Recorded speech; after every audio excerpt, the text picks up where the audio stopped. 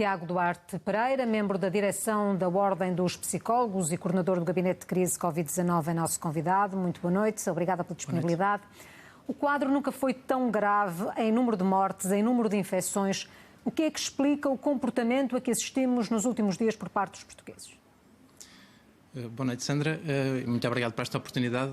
Eu gostaria de, antes de mais, referir que uma grandíssima parte dos portugueses tem aderido às recomendações das autoridades. Tem-no feito durante os últimos dias, mas também os últimos meses, muitas pessoas com um grande sacrifício e, portanto, eu não creio que possamos dizer que a grande maioria dos portugueses não o está a fazer. Agora, nós hoje estamos confrontados com uma situação que nos cria desafios muito específicos à adesão a determinados comportamentos que eu creio que nós temos que ter em consideração quando tomamos decisões e quando comunicamos decisões. Eu acho que há 5 aspectos que eu acho que deveríamos aqui tocar muito rapidamente e que, se nós tivermos em consideração hoje, nos podem ajudar amanhã a ter comportamentos mais adequados à situação que nós vivemos. Um primeiro é claramente termos em consideração aquilo que são as vulnerabilidades emocionais e psicológicas da população portuguesa.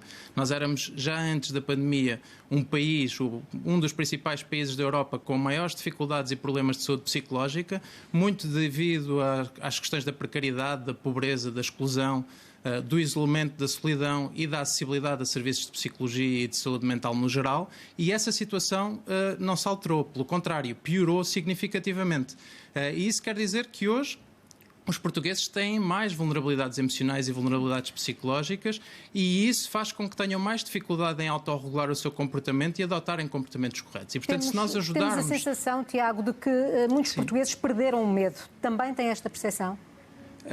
Perderam exatamente o medo, mas dizer-lhe este ponto, porque de facto quando nós estamos mais vulneráveis do ponto de vista emocional e psicológico, nós temos mais dificuldade em adotar os comportamentos mais corretos desse ponto de vista e isso é notório naquilo que está a acontecer. De facto também perdemos o medo e esse medo junta-se também com uma outra sensação que é uma fadiga da pandemia, ou seja, nós estamos há muitos meses hipervigilantes, estamos há muitos meses sem espontaneidade e isso faz com que naturalmente nós cometamos mais erros.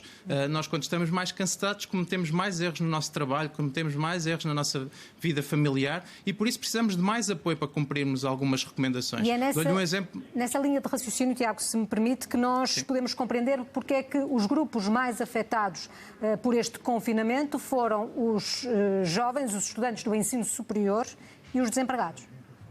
É exatamente nessa perspectiva das vulnerabilidades emocionais e psicológicas, mas também numa percepção de risco.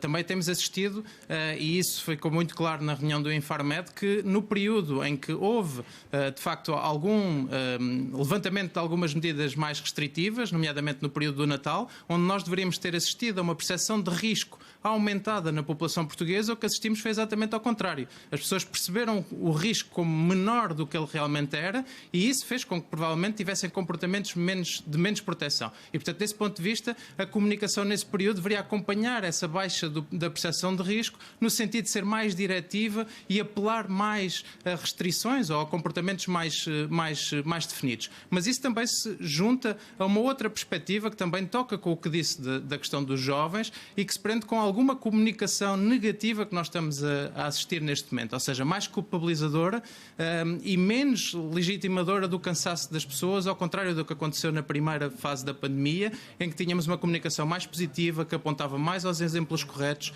que utilizava mobilizadores sociais, artistas, jogadores de futebol que se uniram neste intuito de todos podermos contribuir para, na altura, ao achatamento da curva como referíamos, e hoje não é isso que assistimos.